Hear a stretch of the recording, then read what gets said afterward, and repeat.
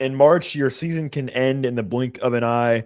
And today, Kansas was on the wrong side of a magical moment. We'll talk about it all coming up next.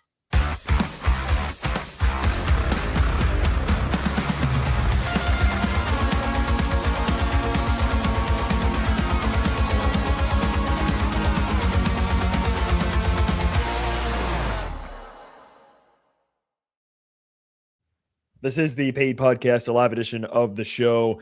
Minutes after Kansas basketball season ends in heartbreaking fashion against St. John's, as Dylan Darling hits a last-second buzzer-beating layup to win it, 67-65 over KU. The Jayhawks season ends in the round of 32. We'll break it all down here on today's show. I'm Nick Springer, here with Kevin Flaherty.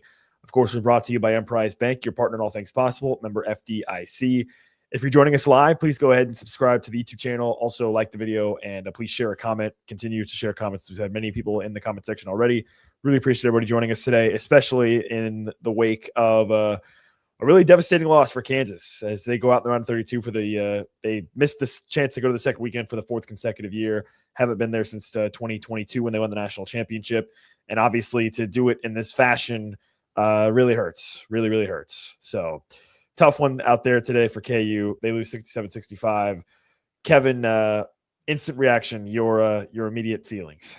Yeah, I think the tough thing about March when you lose any close game like this is you can point to literally one play that was the difference. And it's a whole bunch of one plays, but you can point to a missed dunk, a missed lob, a turnover that cost you a possession, a defensive bust. And, you know, we have a tendency to remember the way that the things turn out at the very end. You know, I know people are talking about El Marco's defense on the final possession.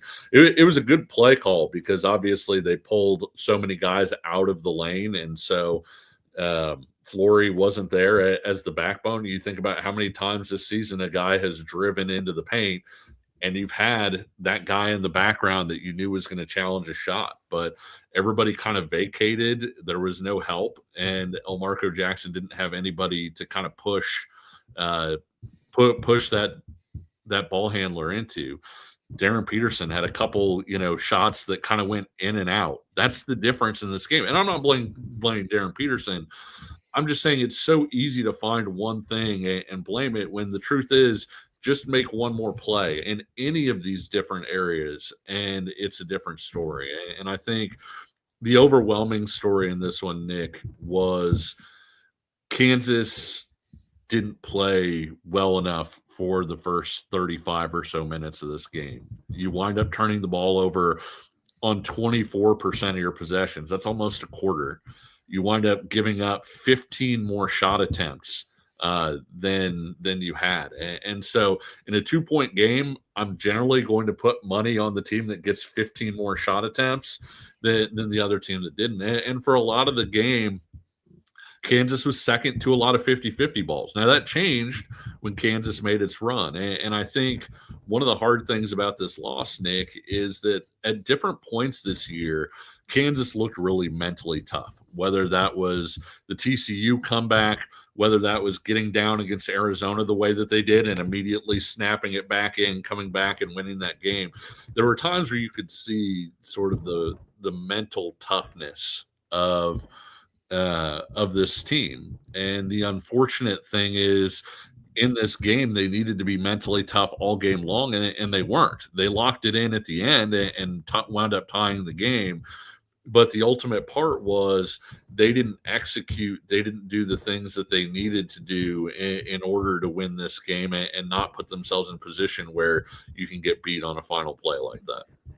Yeah, on the last play, the one thing that I kept thinking about was it's a tie game, so you lose, whether it's a 2 or a 3. Flory probably should have been more aware of that and really maybe held his ground on the interior, recognizing like, hey, I have a chance to really, if this ball handler is going to attack the rim, I'm kind of the guy that needs to be there, right? Versus, you lose either way, right? If it's a kick out to Zuby and he hits a game-winning 3, so be it, I guess, at that point, but that was frustrating. And obviously, Marco came into the game for Cole Rosario, who had played really well up to that point, and ends up giving up that game-winning drive. So, yeah, devastating way to lose it. But as you said, and Rick Pitino kind of gave the game away in the first half, Kevin, during his in-game interview when he was asked about what KU was doing defensively, and he came out and said it straight up, like, they're daring us to shoot, we're going to keep shooting. And sure enough, they did. St. John's shot a season high in threes for them this year, this entire season, with 35 3-point attempts. They actually shot statistically under their season average from three. They're on average, they're about a 33% 3-point shooting team.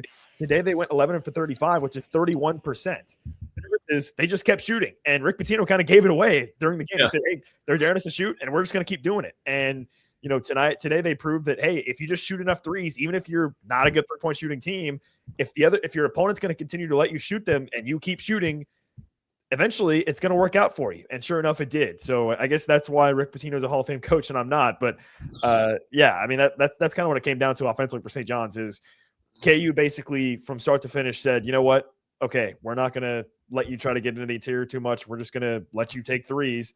And Bryce Hopkins, who's a 30% 3-point shooter for this season, ends up hitting 6 threes today and has a career game when you're not really contesting him very hard down the stretch, and that ends up costing you. So, I guess you kind of have to say, okay, kudos to St. John's for sticking to their guns, right? They decided, you know what, if we're going to keep getting left open, it doesn't matter what our percentages are. We're just going to keep shooting those open shots, and that helped them get the win. And also it led to them getting a number of offensive rebounds and second chance points, which were also critical for them in this game as well, especially in the first half. In the second half, I thought KU did a better job on the glass, but in the first half, St. John's was getting a lot of second chance opportunities off offensive rebounds.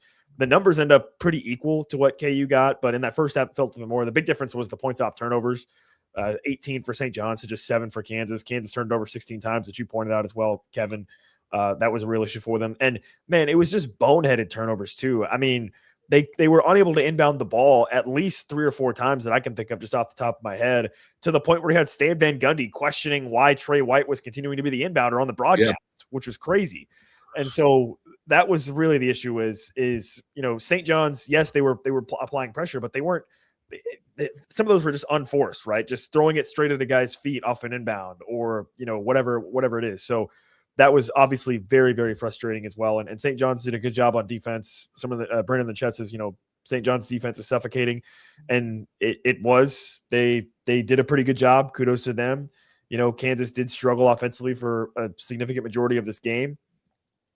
And in the end, again, you have to give a little bit of kudos to Kansas for fighting back the way they did. I mean, you're down 14 with 6 minutes left in the game, 7 minutes left in the game, and you're able to rally back and obviously end up tying it. But again, that's kind of where it goes back to what you were mentioning earlier, Kevin, which is when you're down 14 like that and you fight so hard to come back and tie it and ultimately lose in the fashion that KU did, the first thing you start to think of is, man, all those plays in the first half where you give up an extra bucket, Marco missing a dunk in the first half, right? The ball not, just all those little things come to your mind when you lose a game like this, where it felt so close, but in the end, you still end up, it's still, your season's over. Yeah. And I think too, they talked about, hey, in the open practice, or I guess not the open practice, but the practice between the two games, Kansas really worked on back cuts a lot as an answer for pressure. And it's something Kansas has done a lot against pressure. You saw Kansas back cut Houston a few years ago pretty well. They've done it against Iowa State traditionally very well. This was not a good off-ball moving team, though, Nick. We mentioned it on this show several times. I can't tell you how many times today a guy would take like a step or two like he was going to back cut, decide that it wasn't there, and just come back out. Well, the result was you had a lot of guys standing around. I would have liked to see guys, if you're going to make the back cut, like make the cut and run through. And if nothing else, maybe you clear some things up, but it felt like there wasn't nearly enough player movement. That led to not a lot of ball movement. And St. John's is a really good defense, as has been mentioned, but at the same time, you make that defense a lot easier to play when the ball isn't moving and when players aren't moving. And I thought that was one of the big issues, was if you worked on back cuts, like that's great. Actually back cut, run that thing out at full speed. And maybe, you don't always break free on the first step or two on a back cut. Sometimes it's on step 3 or step 4, but it felt like guys were aborting the back cut before they even got to that point. and then you didn't have the player movement and things like that. El Marco had a turnover, I think, where he just threw the ball out of bounds on a drive, into the lane. It was a bad play by El Marco, but also like you had two dudes just kind of like standing in the same spot in the lane. Like there should have been somebody, spacing the floor a little bit better. Instead, you wound up with three guys kind of all clustered in. I'm not, absolving El Marco. I'm just saying that was the thing, is you didn't have the movement, you didn't have the spacing, and so much of what they did positive, Nick, was sort of too little too late. And I realized they tied it up, but at the same time, this was a self-inflicted loss to me. If you had done those things over the course of the game, then you're in the Sweet 16 right now. And they didn't. They turned up the heat once they got to a certain point, but they didn't execute the way they needed to in the first half. They didn't in the second half. And let's be clear. Like you said, St. John's actually shot the ball below their typical rate. Bryce Hopkins has never made more than 3 threes in a game in his career, and it's been a long career, and he made 6 in this one. And some of that, I know some people will say, well, why didn't you guard him? Well, they tried at the end. They got caught a couple times on you can't really call it a pick and pop. It was kind of like a pick and little slide action that they ran that they got open looks on. But at the same time, really, if you had executed, been strong with the ball, not made the silly turnovers like you talked about. I mean, the pass that Trey White made as an inbounder where he just threw the ball off El Marco's shoes, that was undefended. Like there was no reason to do that. And I'm not blaming Trey White. I'm just saying this is a self-inflicted loss. And I know a lot of people are going to put this strictly on Bill Self, but you don't think that they practiced inbounding the ball on the press? I mean, they mentioned how often they practiced it. And the reason that they inbounded the ball in the way that they did and didn't have extra guys coming down is they were trying to hit the press for baskets. And basically, you inbound that ball, you can get down court. And you saw Melvin Council take advantage of that a couple times. You saw, El Marco get into a good spot, make a bad lob another time. Those opportunities were there, but they didn't execute those things the way that they needed to. Yeah, and I think on the offense, you talked about the stagnation, and there was a lot of that, especially I think that contributed heavily to Kansas getting down 14 the way they did. Was there was a lot of just guys not moving. But the other factor to me that really stood out, Kevin, and against the St. John's defense today was there just wasn't a lot of guys that you had a lot of confidence could get a shot. It was basically Darren Peterson, Melvin Council really struggled. Trey White obviously really struggled. Bryson Tiller had one of his worst games of the season. So it was that in combination with some of the stagnant offense. But just beyond that, it didn't feel like you had anybody that was going to be able to get you an easy shot or an easy basket, and anybody that could really create, right? I mean, DP is basically the only guy that could really create. Melvin Council was getting into the lane a little bit, but not really creating much. We talked so much about Flory over the course of the season. Flory is not a big man that you can just dump it into and let him go to work. He's somebody that has to have a creator working with him to get him an opportunity at the rim to do his thing, right? So he's not a guy that you can just feed it to and he can be an offensive possession. There has to be something off of him in order to get him going. And because of that lack of creative ability really across the board from Kansas in this game, that also really helped the St. John's defense, look a lot better than it was in the game because of the fact that Kansas had that issue. Then you couple that with the fact that there were several possessions where it looked quite frankly like there were possessions where it was guys standing around hoping somebody else was going to do something. And when you have 5 guys hoping somebody else is going to do something, guess what happens? Nobody does anything. And that was some of what happened, I think, down the stretch as well for Kansas. But again, they did a great job, and it was Cole Rosario who kind of gave the spark, to be honest with you, off the bench to get things going. He hits a big 3 to help cut into that lead, had a nice offensive rebound and a bucket as well. He kind of ended up being sort of the spark plug down the stretch that helped kick KU into gear a little bit. And I would agree with Dave. Dave in the comments is, KU was playing scared at times. I would agree with that too, at times a little bit. So obviously a very frustrating way for KU to go out, especially with the way you're able to fight back and then have it ripped away from you at the very end like that is obviously very painful and, not good enough for this program. I mean, you're talking about now 4 consecutive seasons where you've not made it out of the first weekend if you're Kansas. And one of those years you were a 1 seed. Now in 2023, that was where Bill Self had his health issue, and you had Norm Roberts coaching, so okay, maybe fine. But then in 2024, you were a 4 seed. This year, you were a 4 seed.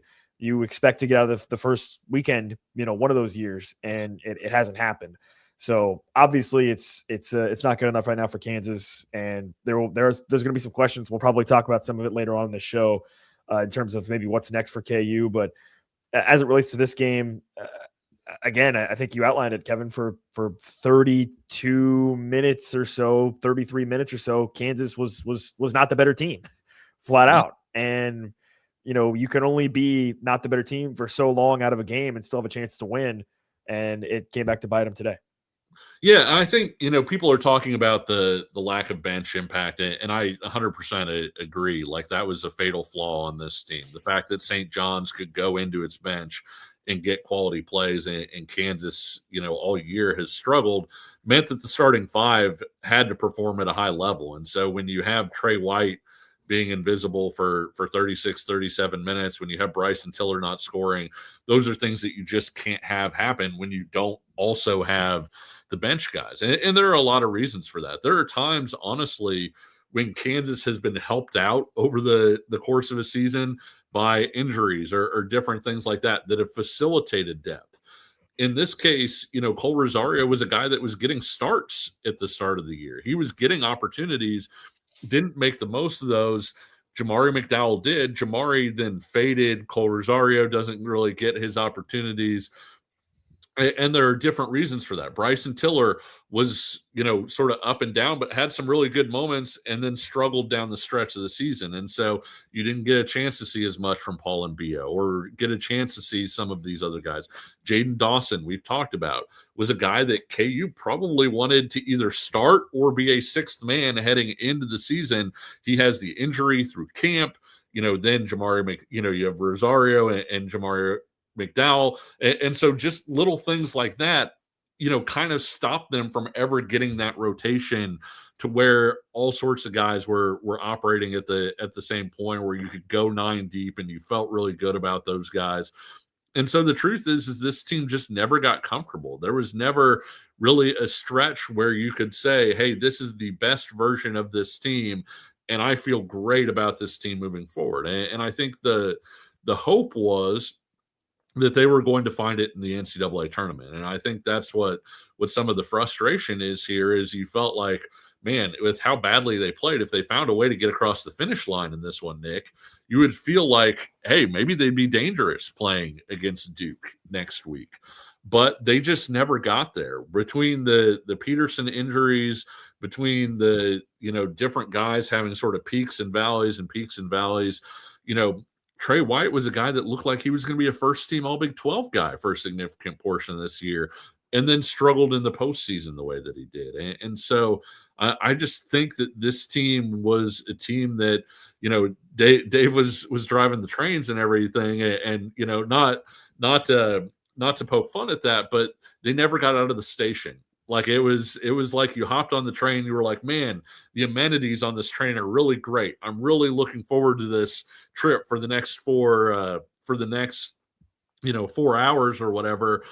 And then they come up and they say, hey, there's not enough fuel in the train. Like, we can't start this thing, and it stays in the station. And so that's going to be, unfortunately, sort of the story of this team, is people are going to look back and say, hey, man, there were some really good moments, but it was never at a point where you were able to make any significant difference where you felt like, okay, this team is a national title contending team, even though the peaks were there where you say, hey, you can beat Arizona without Darren Peterson. That's amazing.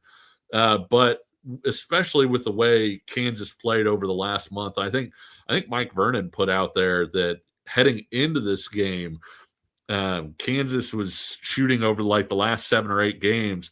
Its field goal percentage was like 353rd in the country. So the offense just fell off a cliff.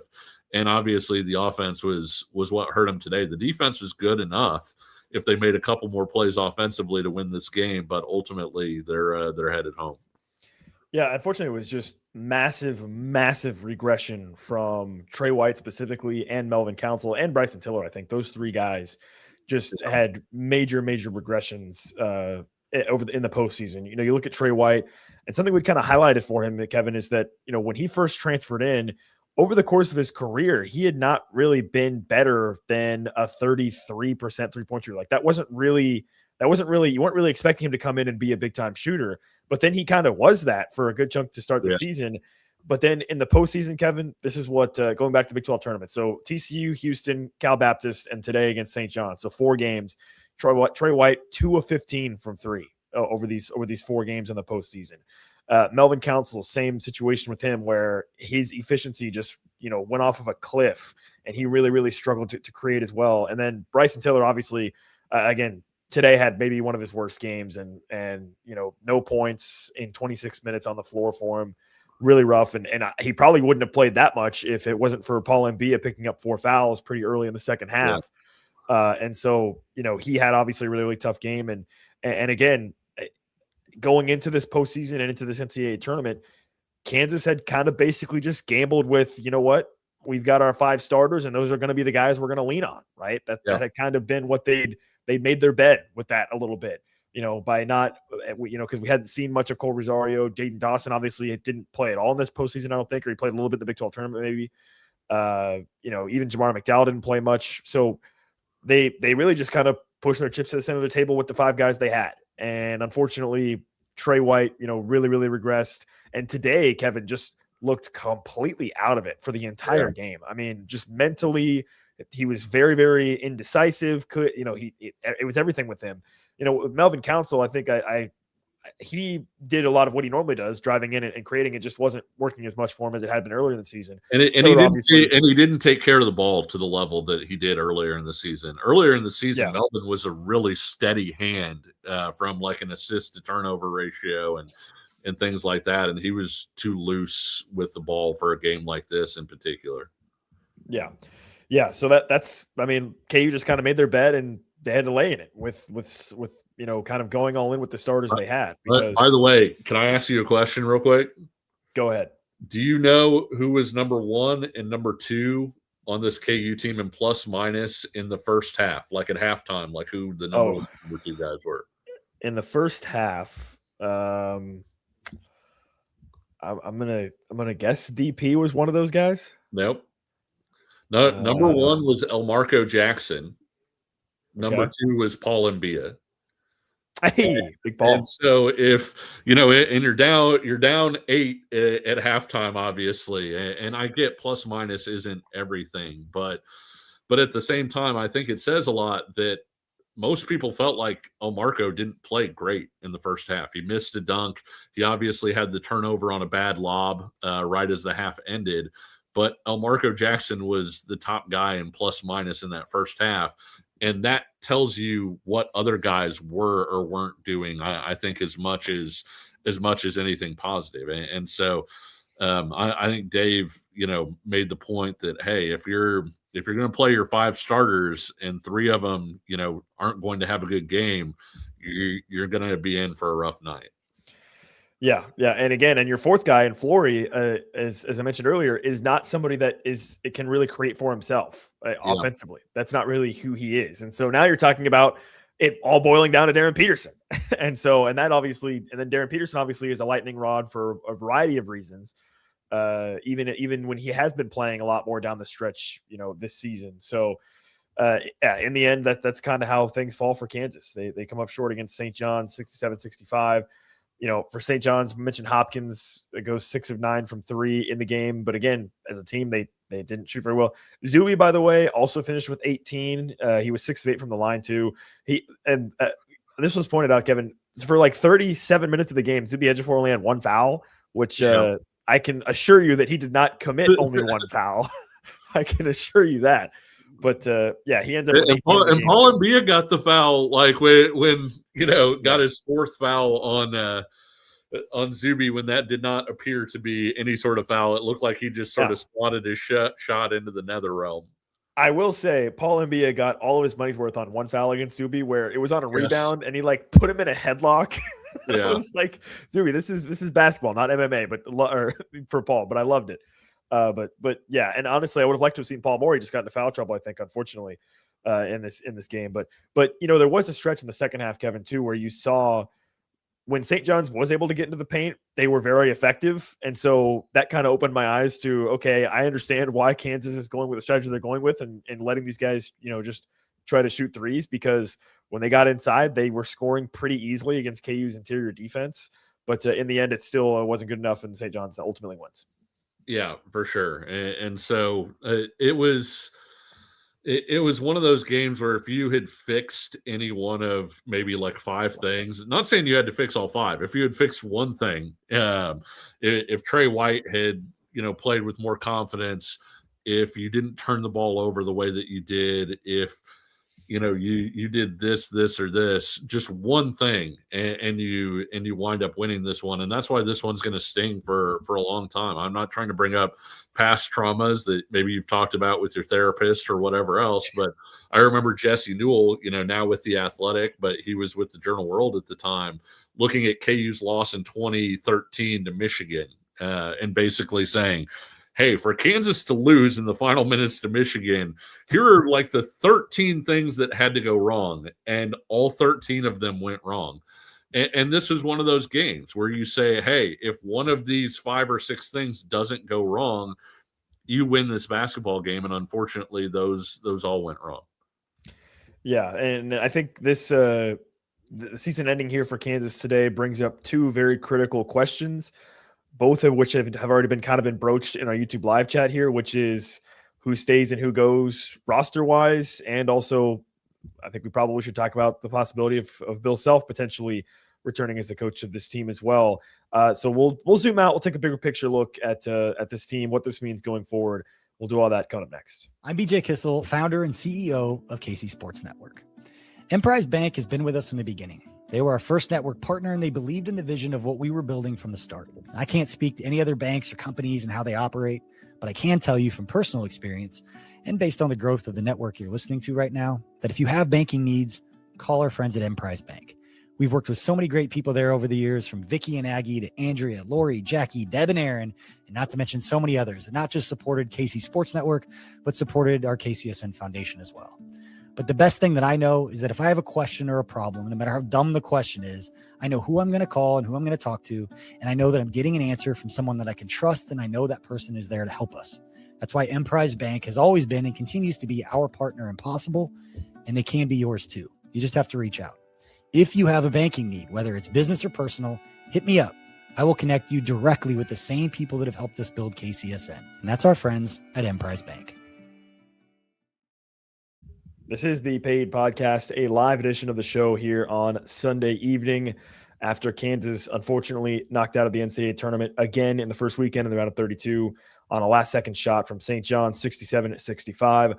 I'm Nick Springer here with Kevin Flaherty. Of course, we're brought to you by Emprise Bank, your partner in all things possible, member FDIC. If you haven't already, please go ahead and subscribe to the channel here on YouTube. We're going to have tons of content coming your way with KU Spring football. And another topic that we'll be talking about here in just a moment, the basketball transfer portal, is going to be an interesting discussion as well. All the more reason to stay subscribed to the channel so you can stay up to date, like the video here, and also share a comment, as many of you have already done so in the chat. So appreciate everybody for joining us live here this evening, especially after a pretty gut-wrenching loss for Kansas to end their season. Teaser up before the break. This kind of brings up 2 questions now for Kansas. First, I think if you just look at the roster question of what this team is going to look like potentially going forward, Darren Peterson, gone for sure, obviously. Trey White, gone. Melvin Council, gone. I know Melvin Council gave kind of a weird quote where he thought he was going to come back. Every court ruling that I've been able to understand has gone against Melvin Council getting another year. So you can pretty much, I think, all but guarantee he's not going to return. So you're going to be losing 3 of your starters. Flory is probably going to be up in the air in terms of potential NBA/transfer portal. And then that obviously leaves you with a handful of guys that could come back, could hit the transfer portal. I think you would talk about Cole Rosario, Bryson Tiller, Paul Mbia would probably be in that category. I would expect El Marco and Jamari McDowell to be back. Those are 2 guys that seem like they are very comfortable at Kansas, and 2 kind of program guys. Jamari's obviously been here for a while, and Marco now too. So that you've got a question there with those guys too. But all in all, in this era of the transfer portal and how quickly things move, you know you're going to have a chance to build potentially a different team next year. Kansas does have Taylor Kinney, who is committed to them. He's one of the top point guards in the class 2026. He's a guy that I would almost pencil in right now as a potential starter for Kansas next season. If you've had a chance to watch some of what he's done at the high school level, he's pretty impressive. There's obviously the number one player in the high school class of 2026 that's still floating around out there uncommitted, and Tyron Stokes. So we'll see what happens there. But lots of questions now about this roster going forward for Kansas. Yeah, they've got 4 guys coming in right now. You mentioned, Tyron Stokes could be a fifth. Taylor Kinney, 5-star point guard. Davion Adkins, who's the best way I could describe Davion Adkins. He's kind of a Houston big man, like a 6'9", like kind of bouncy and long guy who can climb on the glass. He's a lefty. Luke Barnett is a shooter. So those guys who want Bill Self or whoever is going to be coaching next year to bring in more shooting. Luke Barnett is a guy that that's what he's known for. He's like a 6'4" shooter. And Trent Perry is a guy that isn't much of a shooter right now, but is kind of that long, athletic, broad wing, who can defend it and all of those things. So obviously, in addition to that group, you would love to bring back Flory. Like you said, he's going to be up in the air.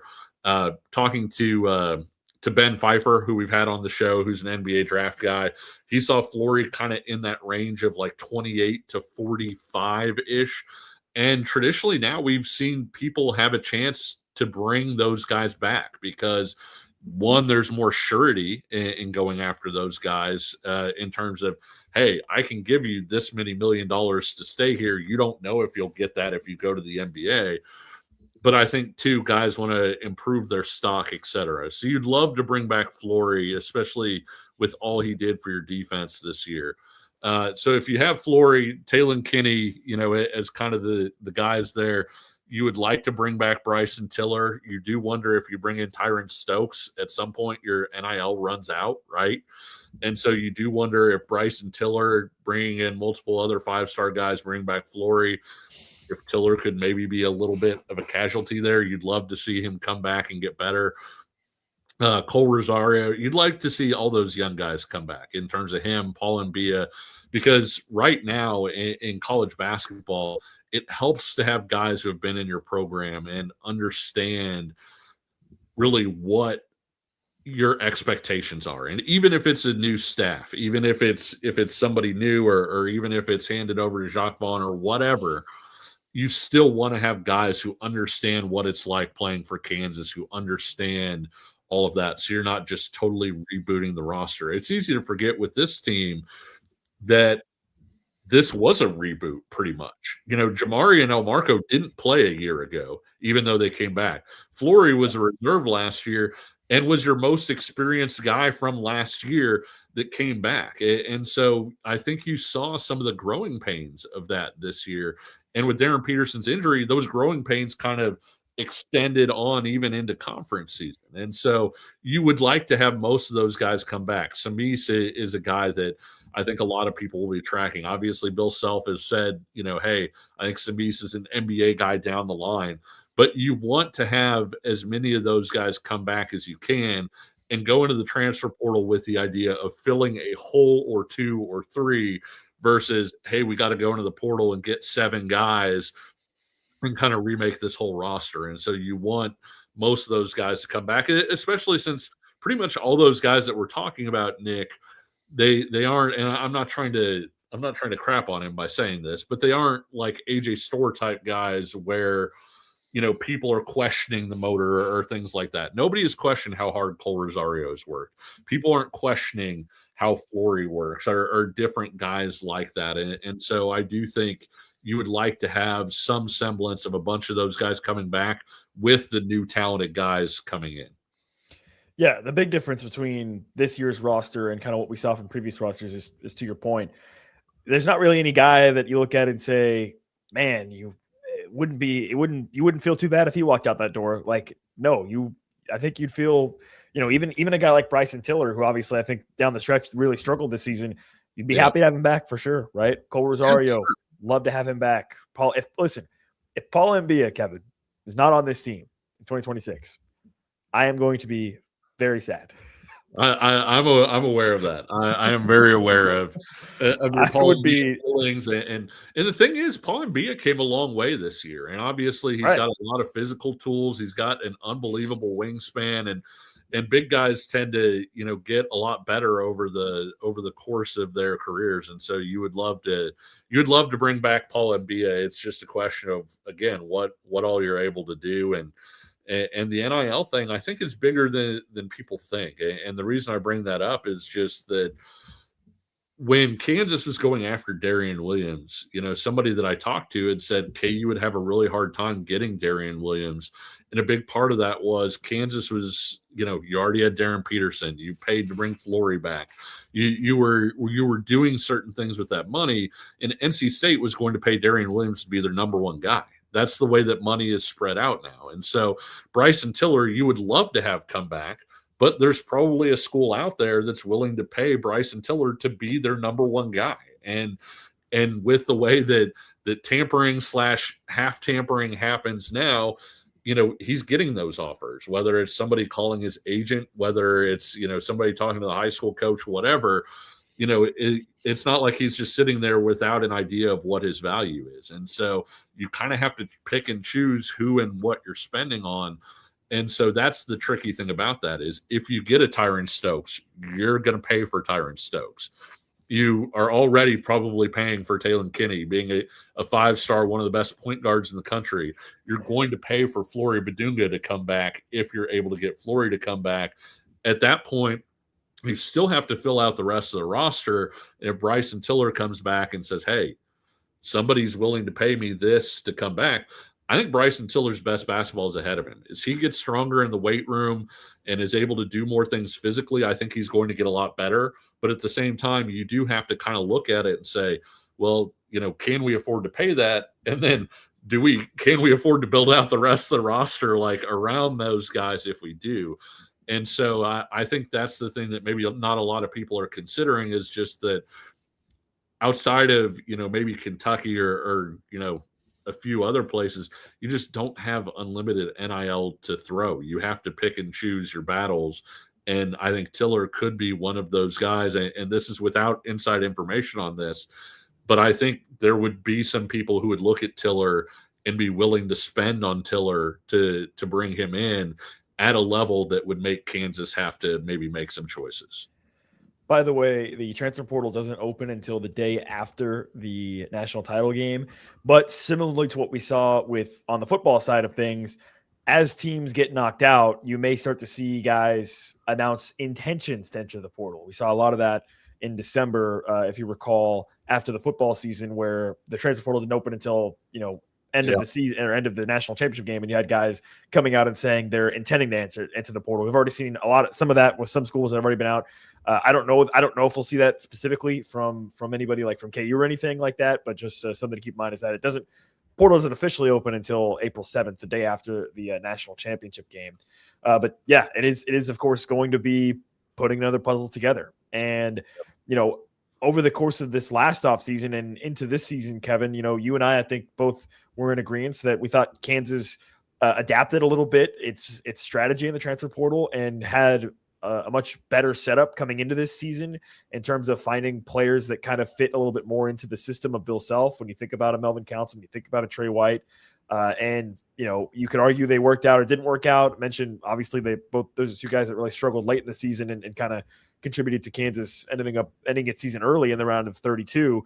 But there's going to be more of a discussion about that Are you again looking for guys that you think are going to fit in that maybe aren't the biggest names?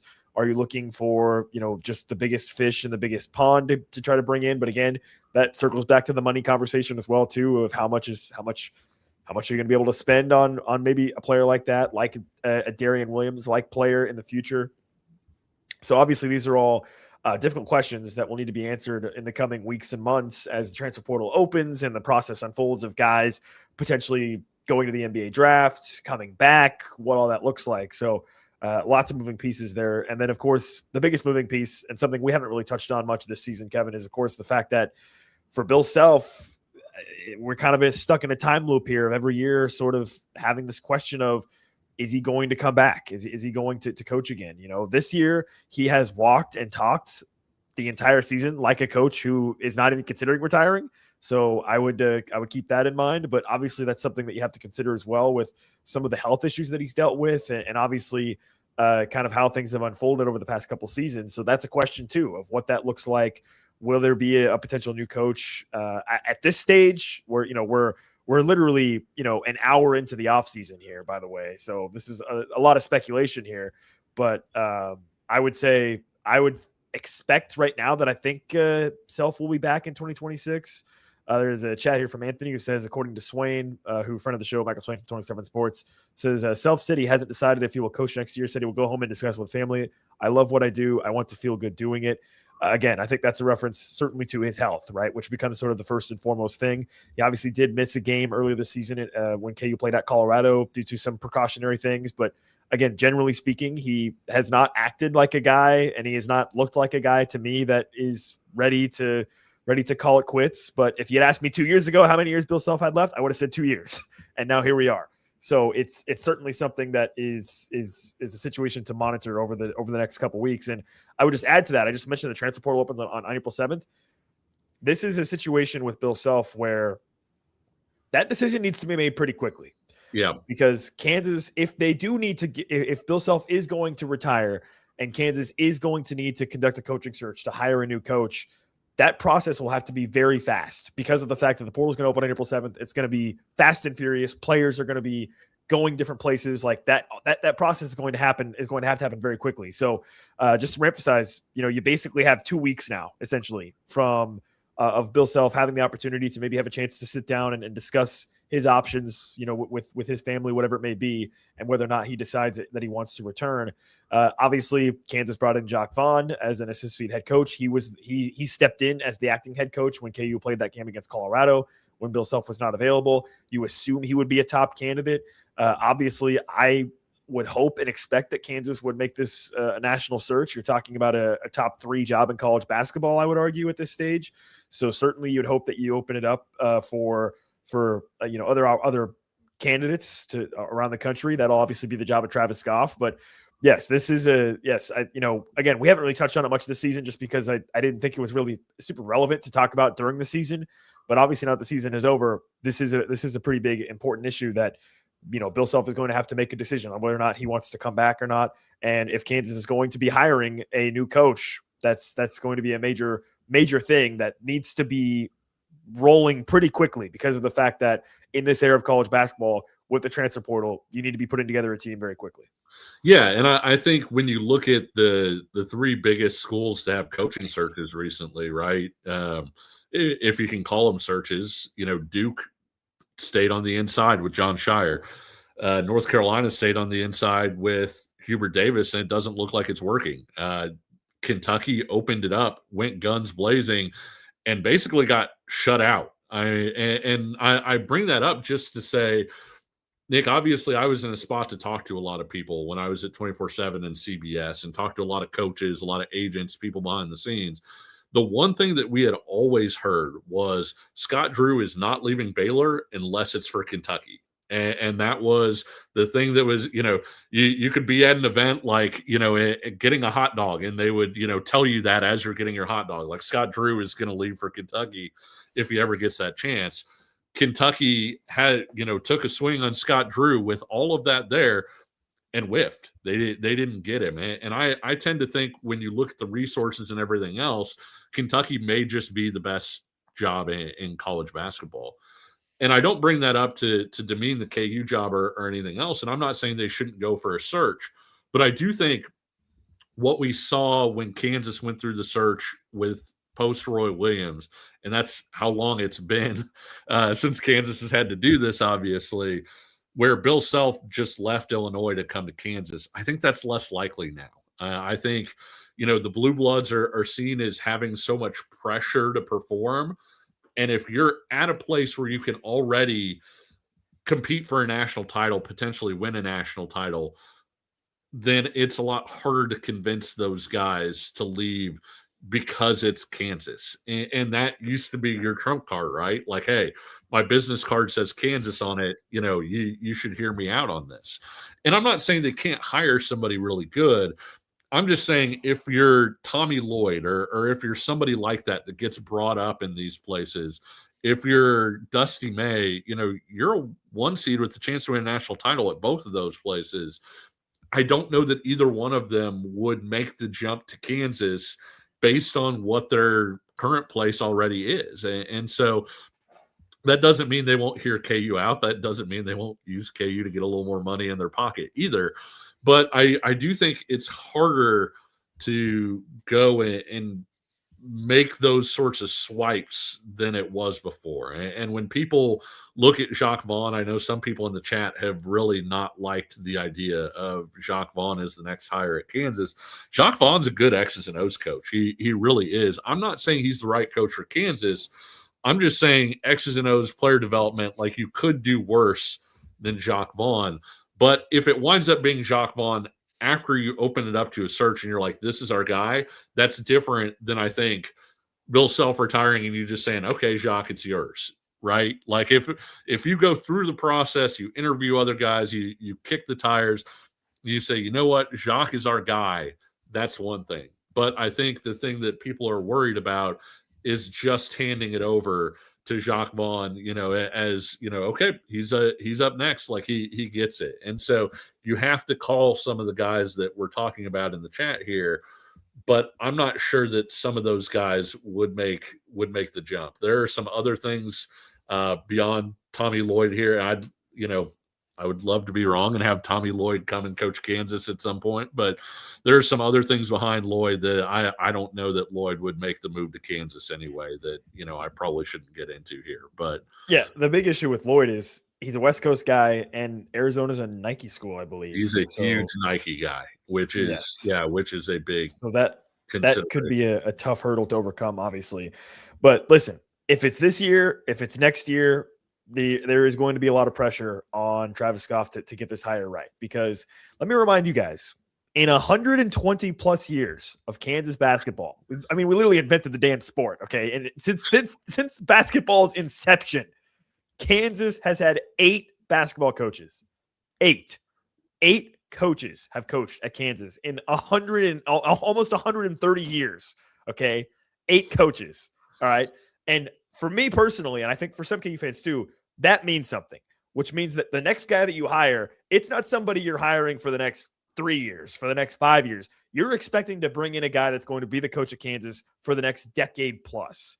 And obviously that puts a lot of pressure on that decision. And, I trust Travis Goff, I think, a lot. He's done a lot of really positive things for Kansas, but just to put that in perspective a little bit of a little bit of the history around Kansas is the fact that you've had 8 head coaches in almost 130 years. And to me, at least from a tradition standpoint, that means something. Now, first and foremost, I just want to get the right guy. But if you get the right guy, then sure enough, he should be coaching at Kansas for a long time. But that means something to me still a little bit. So it's a very, very important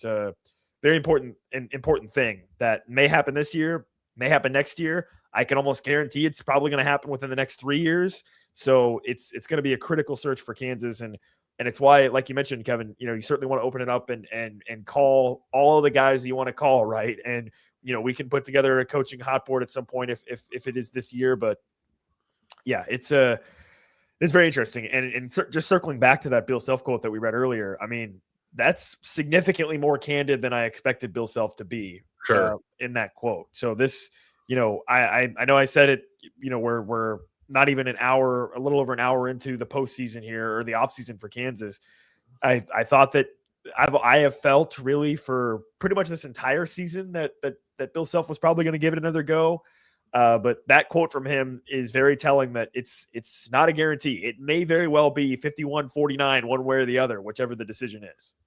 Yeah, absolutely. And I think, Bill Self, as much as people want to argue, but he's earned the right to make that decision. If he wants to come back, then he's able to. Obviously he's got a lifetime contract, so he can make that decision for sure.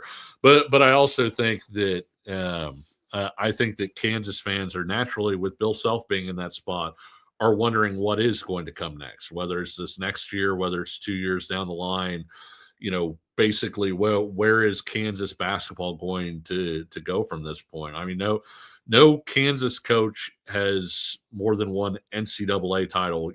Fog Allen had 3 national titles. 2 of them were Helms, though, except for Bill Self. And so Bill Self has done an unbelievable job at the University of Kansas. They've had a few-year dip, and there's some interesting conversations that maybe will be had. I will say this, though, Nick, we've spent a lot of this show talking about this team and where they fell short, and where they fell short specifically in this game. One thing that I think will be interesting one way or another in Bill Self's decision is I think Bill Self really loved this team. I think he felt like they were more of a traditional Bill Self team in terms of the effort they put out. He loved coaching Melvin Council Jr. for his faults or whatever else. Trey White had some games where, it felt like he was going to wind up with 35 rebounds. And even though he struggled in the NCAA tournament, don't sleep on the fact that this was a team that Bill Self felt like he could get after, that he could coach hard, that Bill, felt. I feel like if this would have been the decision after last year, he would have looked at it in a different light, because you're coming off of a team where, man, I just really didn't enjoy this year. I didn't enjoy the way that this season went. I didn't enjoy coaching. I think Bill Self enjoyed coaching this year, and maybe I'm wrong about that. Maybe Bill Self will watch this and be like, Kevin is dead wrong about that. But maybe he looks at that and says, hey, I want to keep coaching because I enjoyed this past year. I enjoyed coaching that team. I've still got a little bit left. Maybe it's something where he looks at it and says, I really enjoyed coaching that team.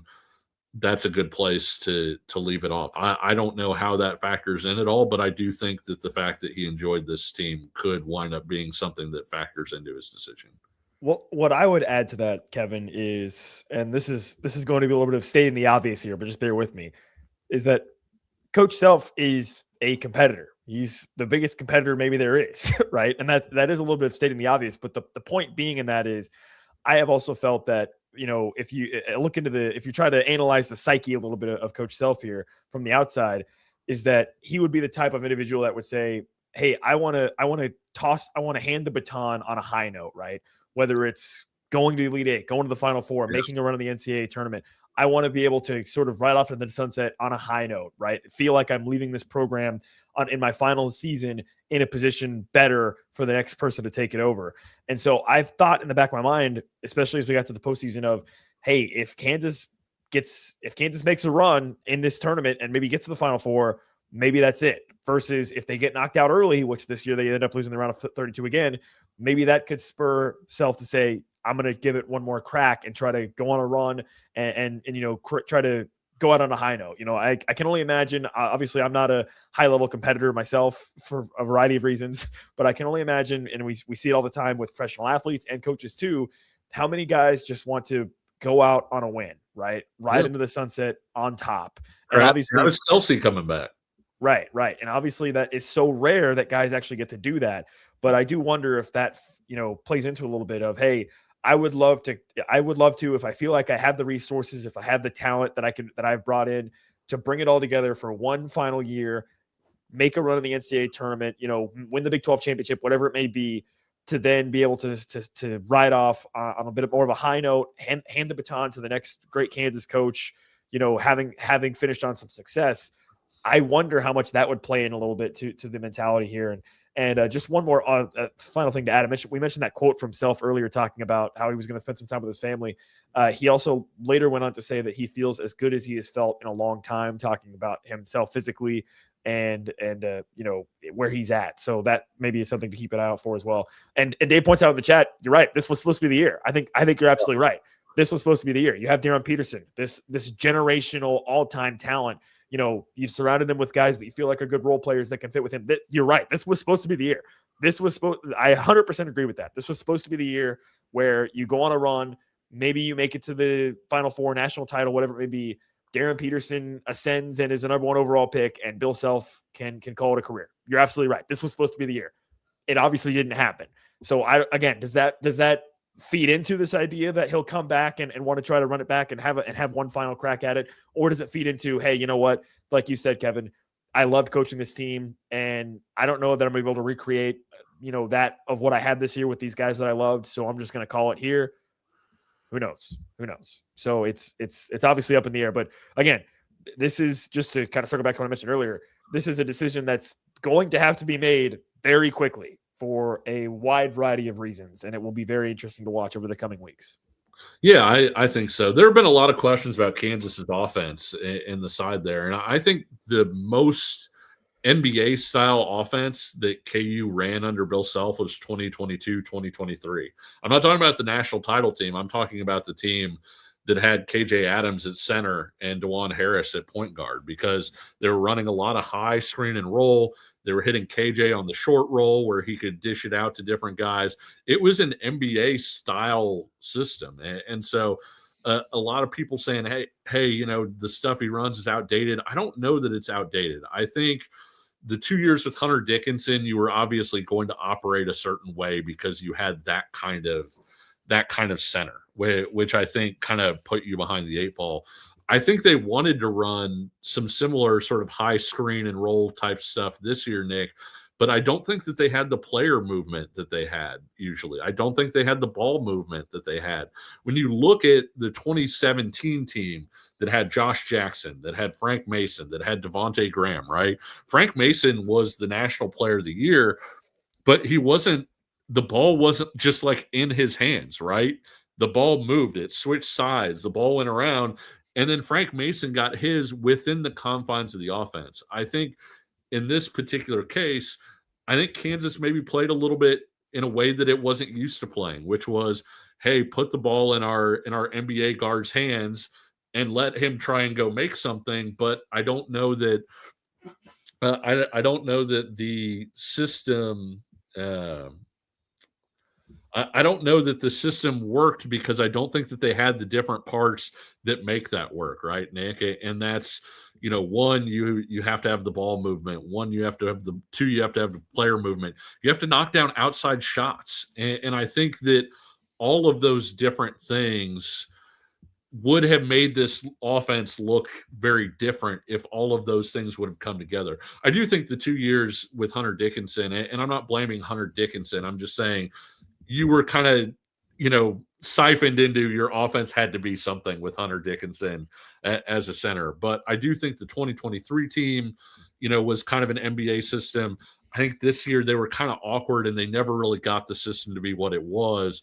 I think if you saw the sort of team next year that we're talking about potentially having, it could maybe look a little bit more like that 2016, 2017 team where the ball hits, 2 or 3 sides of the court and guys get theirs within what the offense is. And so I'm interested if Bill Self does decide to come back. I don't think it's, Bill Self all of a sudden just can't coach offense, as much as I think the pieces have been a little bit weird. And I think things just kind of haven't, in this year in particular, things just didn't really coalesce.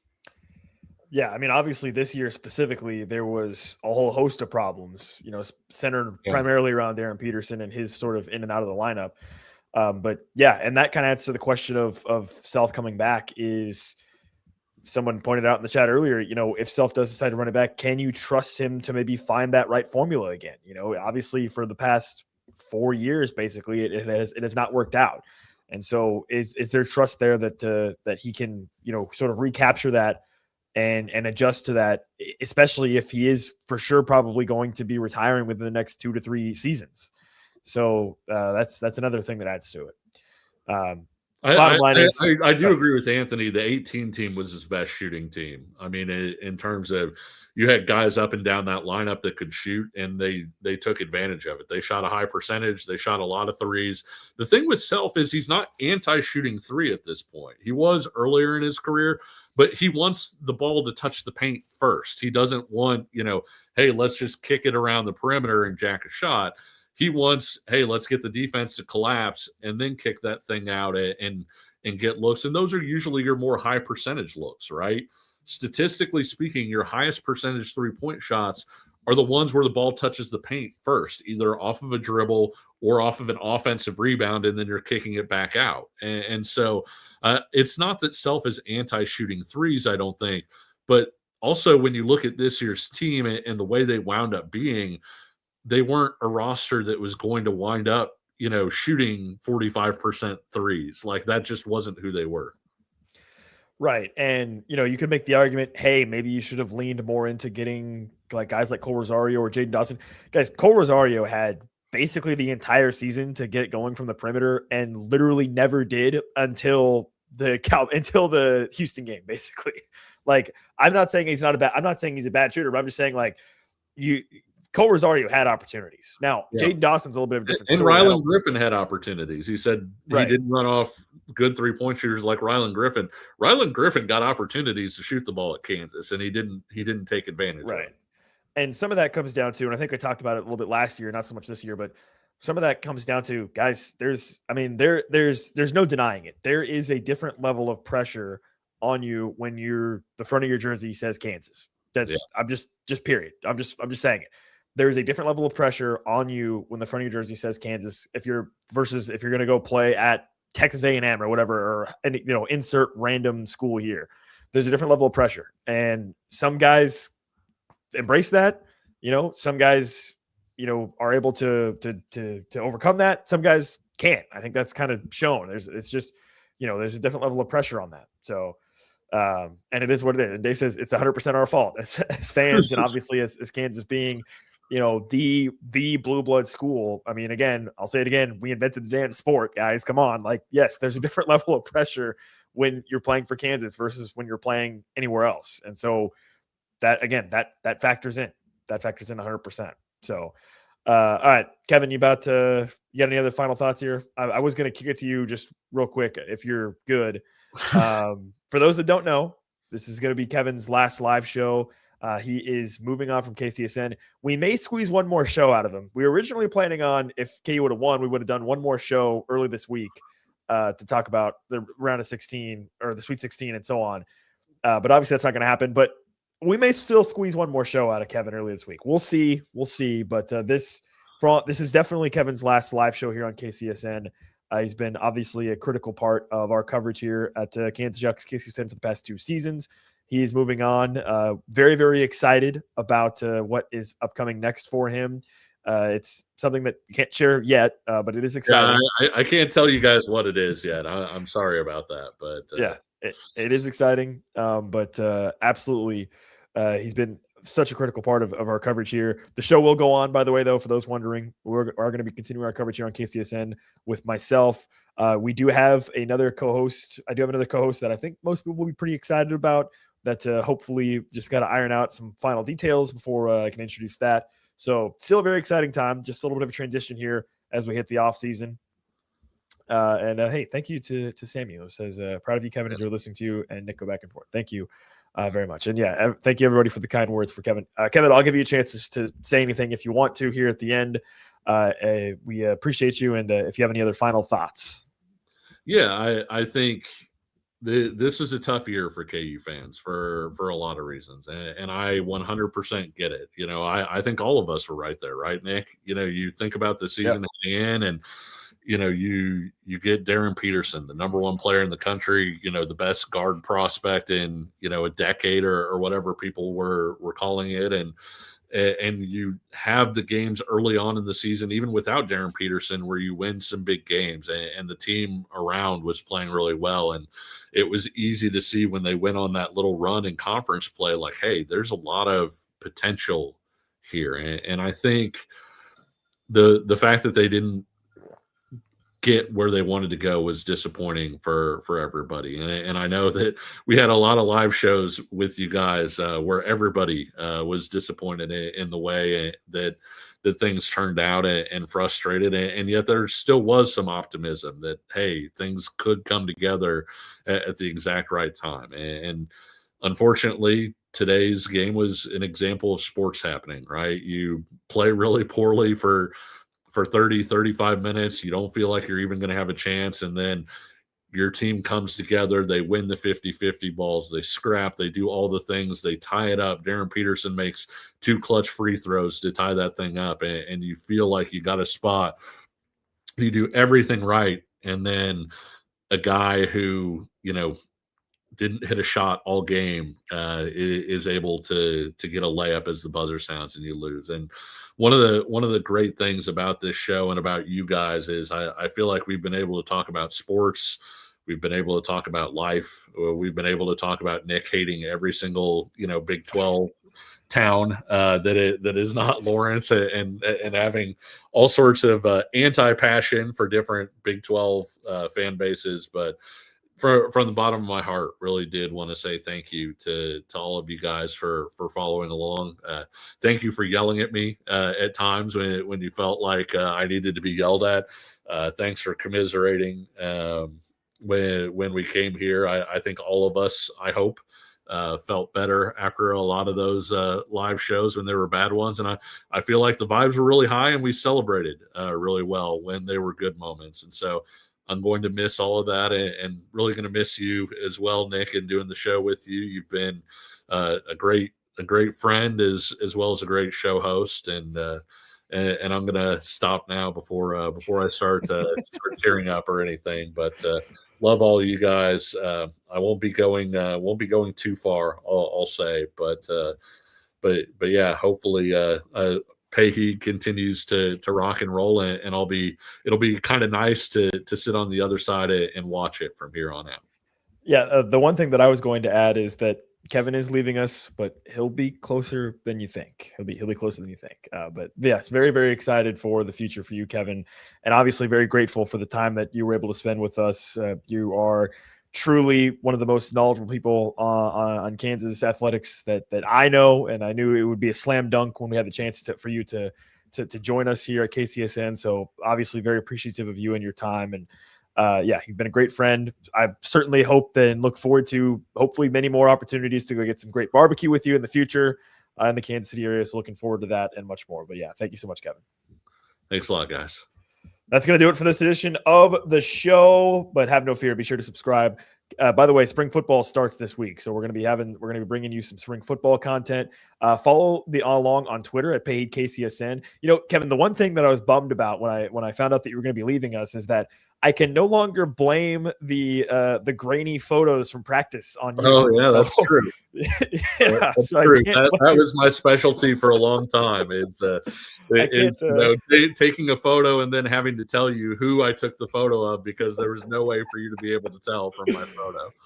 Yeah, so I'm really bummed about that. But yes, follow along at KCSN for some videos, photos, and whatnot from spring football, because that's going to be getting underway this week. And of course, we'll have tons of coverage of that, position breakdowns. You'll get to hear from coaches, players, and much more. And of course, no matter what happens with Kansas basketball, there's going to be a lot more coverage there too. If there is a coaching search, we'll have you covered there. Obviously, the transfer portal is going to open up coming up at the first week of April after the national championship. So again, all of that is to say, please, if you haven't already, go ahead and subscribe to the channel. But thanks so much for joining us again. Final live show of the season here, Kevin. For Kevin Flaherty, I'm Nick Springer. Signing off. Payheed, Rock Chalk. Thanks so much for joining us. Rock Chalk, y'all. Oh, and I forgot to do the see ya. Sorry, everything's thrown off. Everything's thrown off.